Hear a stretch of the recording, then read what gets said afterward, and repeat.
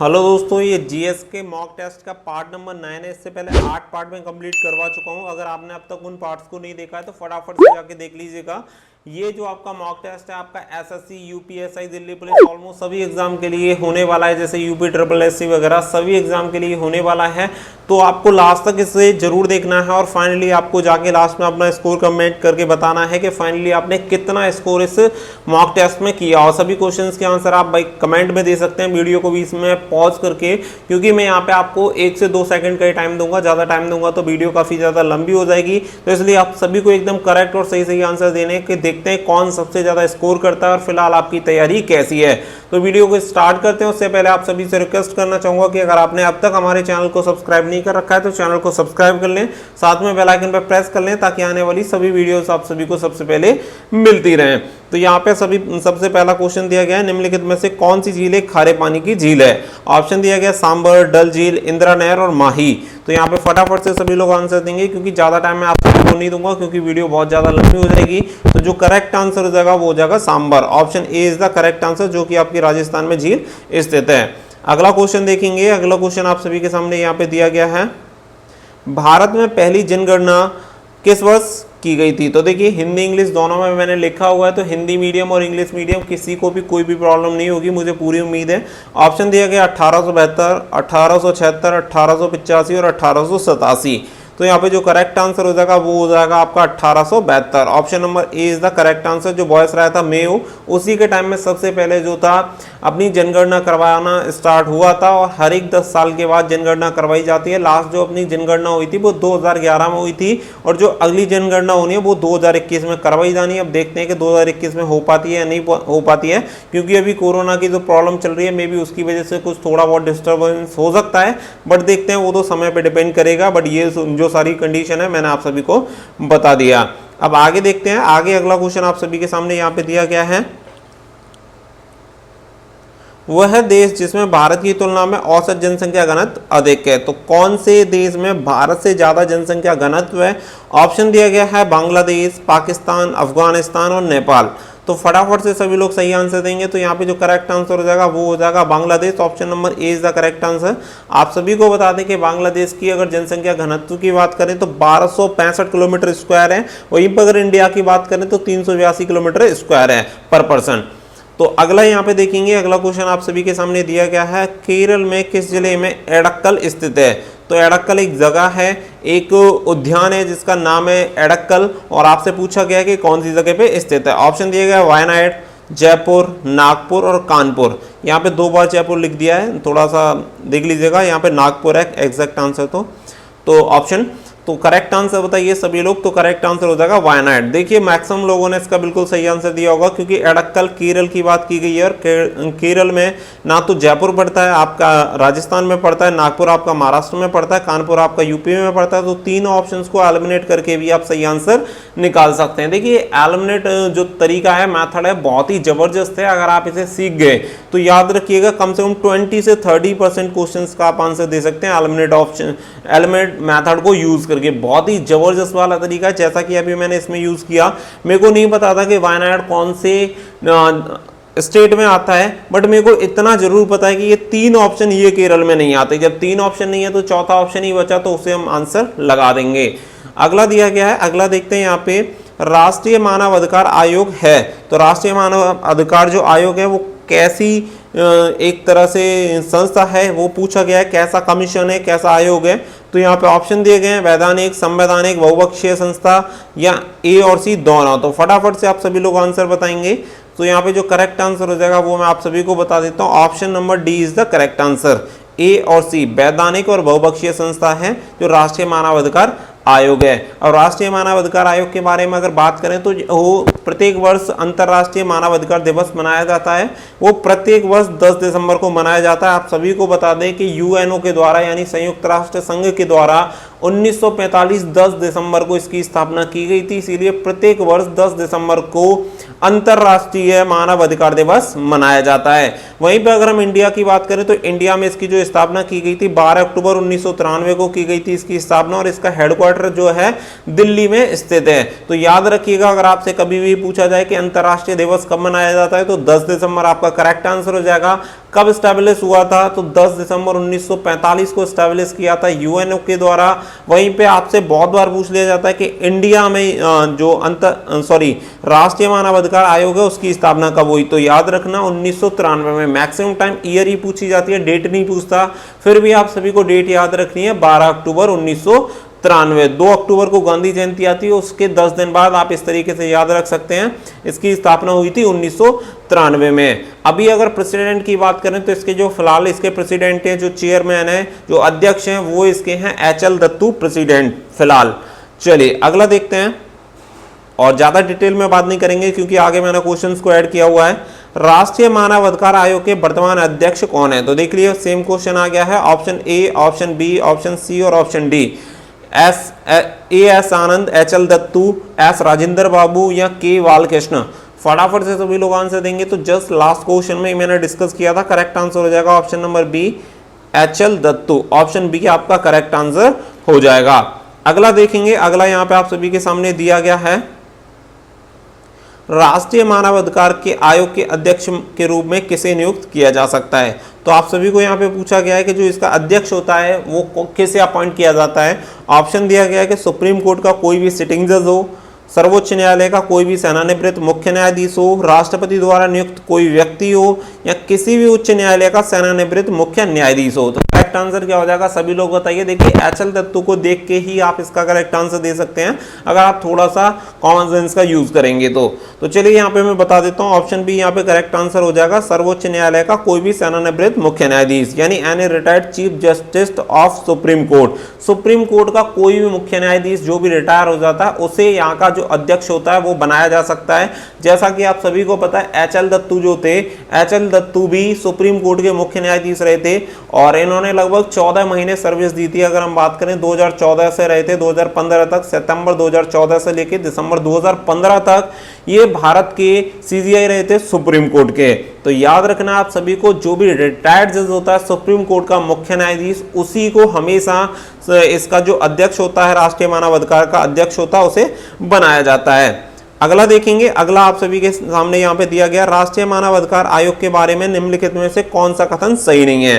तो ऑप्शन दिया गया है कि इसे 1993 में बनाया गया था और यहाँ पे बोला गया कि ह्यूमन राइट्स वायलेशन के लिए काम करता है, और वहीं पे बोला गया कि इससे जो कल्प्रिट होते हैं, जो दोषी होते हैं, उन्हें सजा देने का अधिकार नहीं है। द चेयरमैन और मेंबर जो उसके होते हैं वो अपॉइंट किए जाते हैं प्रेसिडेंट के द्वारा, और ये इसकी जो एनुअल रिपोर्ट होती है वो हर एक साल सेंट्रल गवर्नमेंट यानी केंद्र सरकार को अपनी एनुअल रिपोर्ट भेजता है। तो इसमें से कौन सा कथन सही नहीं है ये आपको बताना है। Option a, option b, option c और option D.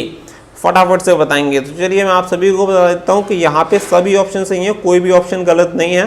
None of these, यानी नन ऑफ दीज का मैंने ऑप्शन नहीं रखा है, लेकिन सभी ऑप्शंस यहाँ पे ठीक हैं। मैं आप सभी को बता देता हूँ, जैसा कि मैंने आप सभी को बताया था 1993 में इसकी स्थापना की गई थी, और ह्यूमन राइट्स के अगर मानव अधिकार की कोई नियमों का वायलेशन होता है, अधिकारों का वायलेशन होता है, तो ये कमीशन उसमें पार्टिसिपेट करता है और उसके अधिकारों की जांच करता है। वहीं पे अगर कमीशन की बात करें तो इसके पास ऐसा कोई अधिकार नहीं होता कि अगर कोई इसमें दोषी पाया जाता है तो उसे ये सजा सुना दे। वो सारा प्रोसीजर कोर्ट के द्वारा ही होता है। वहीं पे जो चेयरमैन होता है, चेयरमैन और इसका जो मेंबर होते हैं वो राष्ट्रपति द्वारा अपॉइंट ही किए जाते हैं। वहीं मैं आप सभी को बता दूं, अगर कभी ये क्वेश्चन आपको देखने के लिए मिलेगा तो वहां पे एक चीज चेंज हो जाएगी, वो हो जाएगा आपका प्रेसिडेंट की जगह आपका हो जाएगा सुप्रीम कोर्ट। अगर कभी बोल दिया जाए the chairman and member of the commission are appointed by the Supreme Court, तो ये ऑप्शन आपका गलत हो जाता। वहीं पे यहाँ पे प्रेसिडेंट लिखा हुआ है तो ये बिल्कुल आपका सही हो जाएगा। प्रत्येक वर्ष जो इसकी एनुअल रिपोर्ट होती है, ये राष्ट्रीय मानवाधिकार जो आयोग होता है केंद्र सरकार को अपनी रिपोर्ट सौंपता है प्रत्येक वर्ष। तो कोई भी ऑप्शन गलत नहीं होगा, सभी इसके बारे में जो कथन दिए गए हैं बिल्कुल सही है। अगला देखेंगे, राष्ट्रीय मानवाधिकार आयोग के अध्यक्ष का कार्यकाल क्या होता है। तो उम्मीद करता हूं जितनी बार डिटेल मैंने अब तक आप सभी को डिस्कस की है उसके अकॉर्डिंग आप सभी लोग इसका बिल्कुल सही आंसर दे सकते हैं। Option a, option b, option c और ऑप्शन डी। चले तो फटाफट से करेक्ट आंसर बता देते हैं। तो यहाँ पे देखिए हिंदी में मत देखिएगा, इंग्लिश में देखिएगा, हिंदी में गलत लिखा हुआ है। तो करेक्ट आंसर हो जाएगा 5 ईयर अप टू 70 ईयर। तो यहाँ पे देखिए क्लियर, मैं आप सभी को एक चीज बता दूं कि जो सुप्रीम कोर्ट का जज होता है उसकी जो रिटायरमेंट एज होती है वो कितनी होती है, 65 ईयर। जब वो रिटायर होगा, जैसा कि कंडीशन में मैंने आप सभी को बताया था कि सुप्रीम कोर्ट का रिटायर्ड सीजीआई ही इसका चेयरमैन बन सकता है। तो 65 के बाद रिटायर होगा, यानी 5 साल का इसका कार्यकाल होता है। तो यहाँ पे आप समझ सकते हैं कि 65 से कितनी साल हो जाएंगे, अगर 5 साल काम करेगा तो 70 साल, या तो 70 साल में रिटायर हो जाएगा या 5 साल में। तो दोनों कंडीशन आप सभी को क्लियर समझ में आ गई होंगी। चलिए आगे अगला देखेंगे 10वें नंबर का। राष्ट्रीय मानवाधिकार आयोग के अध्यक्ष की नियुक्ति के लिए गठित समिति में निम्नलिखित में से कौन शामिल नहीं है। ऑप्शन ए दिया गया राष्ट्रपति, प्रधानमंत्री, लोकसभा अध्यक्ष या विपक्ष का मुख्य नेता। तो सभी लोग फटाफट से बताएंगे करेक्ट आंसर क्या हो जाएगा। चलिए करेक्ट आंसर मैं आप सभी को बता देता हूं, राष्ट्रपति इज द करेक्ट आंसर। जो राष्ट्रपति होता है, इसके जो कमीशन होता है, जो कमिटी होती है गठित की जाती है, उसमें जो पार्टिसिपेट नहीं करता है वो राष्ट्रपति नहीं करता। अदरवाइज प्रधानमंत्री, लोकसभा अध्यक्ष और विपक्ष का मुख्य नेता इसमें शामिल होते हैं। इसकी जो समिति होती है गठित की जाती है इसे नियुक्त करने के लिए, उसमें राष्ट्रपति नहीं होता, क्योंकि राष्ट्रपति इसकी नियुक्ति करता है, ना कि इसके बारे में कोई अपना ओपिनियन देता है कि आपको इसे अपॉइंट करना चाहिए या उसे अपॉइंट करना चाहिए। इसके बारे में जो डिसीजन लिया जाता है वो प्रधानमंत्री, लोकसभा अध्यक्ष और विपक्ष के मुख्य नेता द्वारा लिया जाता है। बाकी का जो जब इनके बाद डिसीजन ले लिया जाता है तो इन्हीं की सलाह पर राष्ट्रपति उसे नियुक्त कर देता है। चलिए अगला देखेंगे। अगला यहाँ पे दिया गया है निम्नलिखित में से कौन राष्ट्रीय मानवाधिकार आयोग का कार्य नहीं है। तो ऑप्शंस यहाँ पे दिए गए हैं, option a, option b, option c और ऑप्शन डी। तो यहाँ पे करेक्ट आंसर मैं आप सभी को बता देता हूँ कि किसी भी मानवाधिकार उल्लंघन पीड़ित को आर्थिक मुआवजा प्रदान करना। तो ये राष्ट्रीय मानवाधिकार आयोग का काम नहीं है कि किसी को मुआवजा वगैरह दिलवाया जाए। तो ऑप्शन सी यहाँ पे करेक्ट आंसर हो जाएगा। बाकी के सभी इसी के कार्य हैं, तो आपको स्क्रीनशॉट ले लेना ताकि आप सभी को याद रहे। अगला क्वेश्चन नंबर 12 दिया गया है कि निम्नलिखित में से किसे राष्ट्रीय मानवाधिकार आयोग के अध्यक्ष के रूप में कभी नियुक्त नहीं किया गया।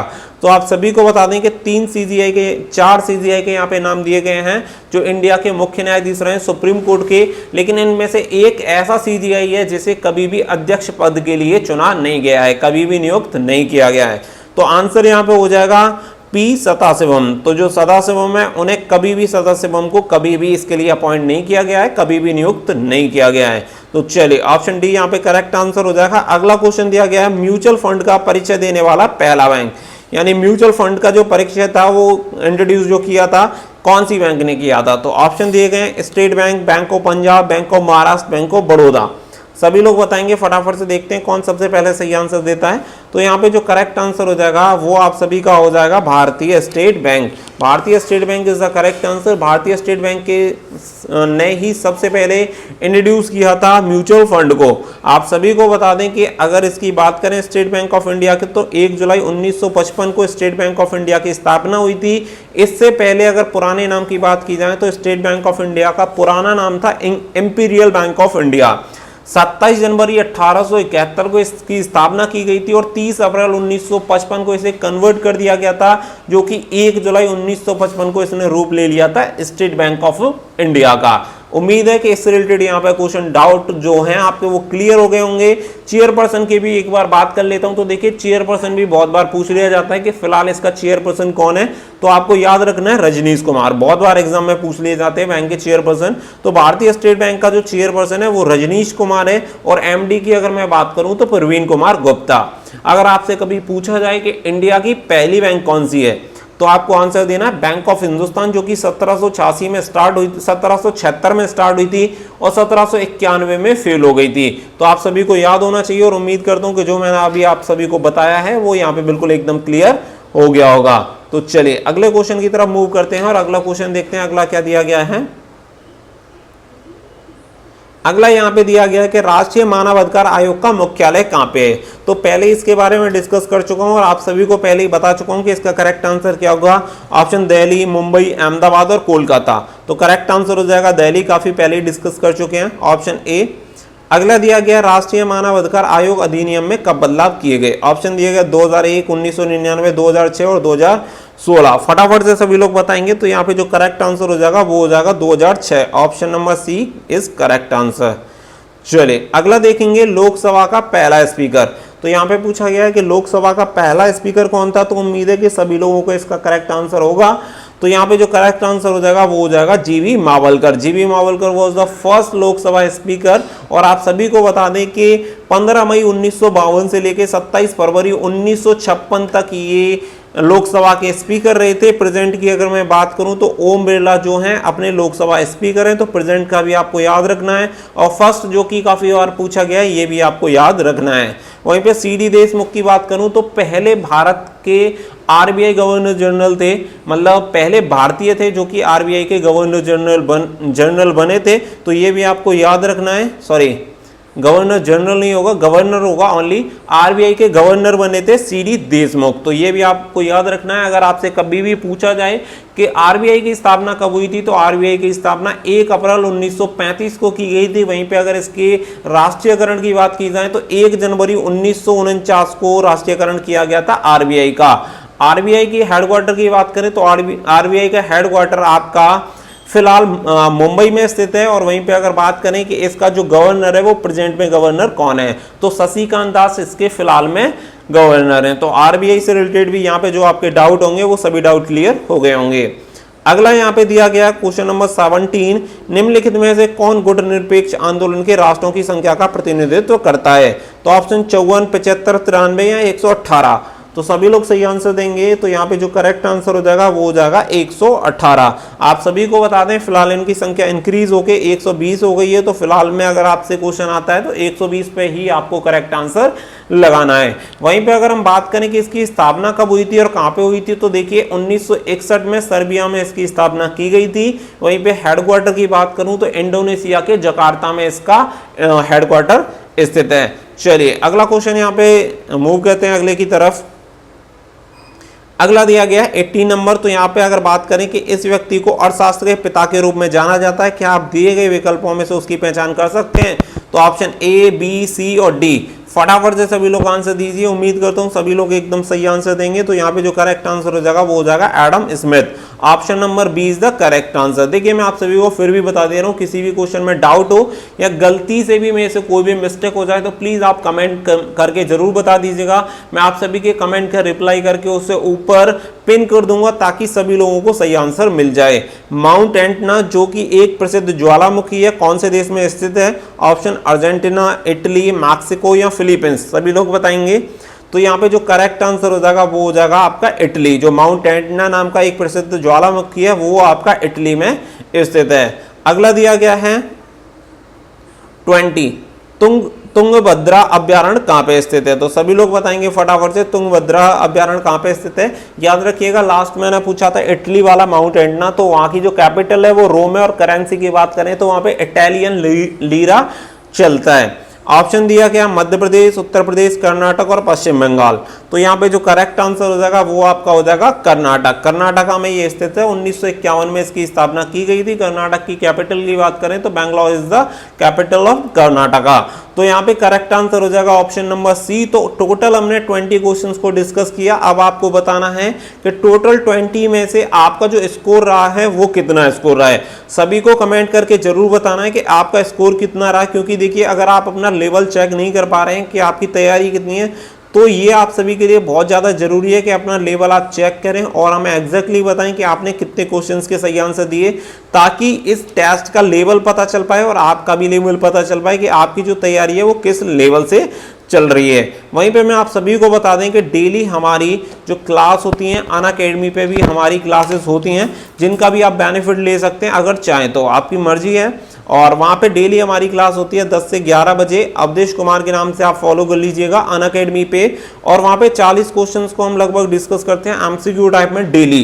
तो वहाँ पे भी जाके आप हमें फॉलो कर सकते हैं। आप सभी को बता दें किसी भी एग्जाम की आप तैयारी कर रहे हो, जो अनअकैडमी है फिलहाल इंडिया का लार्जेस्ट लर्निंग प्लेटफॉर्म है, जिससे आप बड़े ही आसानी से घर बैठे किसी भी गवर्नमेंट एग्जाम की तैयारी कर सकते हैं। जैसे यूपीएससी हुआ, एसएससी हुआ, यूपी ट्रिपल एससी हुआ, या जितने भी आपके स्टेट एग्जाम जो भी होते हैं उन सभी की तैयारी। सबसे बढ़िया बात यह है कि जहां आपको लाखों रुपए खर्च करके दिल्ली वगैरह कहीं पढ़ने जाना पड़ता है, वहीं पे आप घर बैठ के बहुत ही आसानी से किसी भी एग्जाम की तैयारी कर सकते हैं और बहुत ही कम अमाउंट में। तो देखिए, अगर आप कोई भी सब्सक्रिप्शन परचेज करना चाहते हैं अनअकैडमी का, वहां से तैयारी करना चाहते हैं, तो हमारा कूपन कोड दिया गया है स्टडी फॉर ड्रीम्स, उसका आपको यूज करना है, ताकि अगर आप उसका यूज करें तो आपको मैक्सिमम डिस्काउंट मिल जाए। अगर आप डायरेक्टली उसे परचेज करेंगे तो आपको कोई भी डिस्काउंट नहीं दिया जाएगा, याद रखिएगा। लेकिन अगर वहां पे आप इस कूपन कोड का यूज कर लेते हैं स्टडी फॉर ड्रीम्स का, तो वहां पे आपको मैक्सिमम जो भी डिस्काउंट मिल सकता है वो डिस्काउंट आपको मिल जाएगा। तो फटाफट से सभी जाइए, अनअकैडमी प्लस एप्लीकेशन को डाउनलोड करिए और उसका मैक्सिमम बेनिफिट सभी लोग उठाइए। तो उम्मीद करता हूं सभी लोग जाएंगे और अपने दोस्तों के साथ इसे ज़्यादा से ज़्यादा शेयर करेंगे, कि अगर आपका कोई दोस्त या रिलेटिव जो कि अभी किसी भी गवर्नमेंट एग्जाम की तैयारी कर रहा है, वो भी इसका ज़्यादा से ज़्यादा बेनिफिट ले पाए। तो उम्मीद करता हूं कि सभी लोग इसे ज़्यादा से ज़्यादा सभी लोगों के साथ शेयर करेंगे। और अगर आपने अब तक अनअकैडमी प्लस एप्लीकेशन को डाउनलोड नहीं किया, तो अभी जाके आप सभी लोग अनअकैडमी प्लस एप्लीकेशन को डाउनलोड करेंगे। साथ ही में मैं आप सभी को बता दें कि वीडियो के डिस्क्रिप्शन में भी अनअकैडमी प्लस जो हमारी आईडी है उसका लिंक दिया गया है, तो वहां पे भी आप क्लिक करके अनअकैडमी प्लस एप्लीकेशन को डाउनलोड कर सकते हैं और हमारी daily live classes, free classes, crash course वगैरह का वहां पे बेनिफिट ले सकते हैं। तो डेली वहां पे क्लासेस आप सभी के लिए अपलोड होती हैं। फिर मैं आप सभी से कहना चाहूंगा कि अगर आप कोई भी सब्सक्रिप्शन परचेस करते हैं तो हमारा coupon code study for dreams, इसका यूज करना आप सभी को बिल्कुल नहीं भूलना है। तो उम्मीद करता हूँ आपकी क्लास, आज की क्लास आप सभी को काफी बढ़िया लगी होगी, क्योंकि आज हमने चीजें एकदम डिटेल में डिस्कस की हैं। अगली क्लास बहुत जल्दी होगी, एक भी क्लास आपको मिस नहीं करनी है। आपके सभी अपकमिंग एग्जाम के लिए बहुत ही ज्यादा मोस्ट इंपोर्टेंट क्लास होने वाली है। तो दोस्तों फिलहाल के लिए बस इतना ही, मिलते हैं अगली वीडियो में। So thank you for watching. जय हिंद, जय भारत।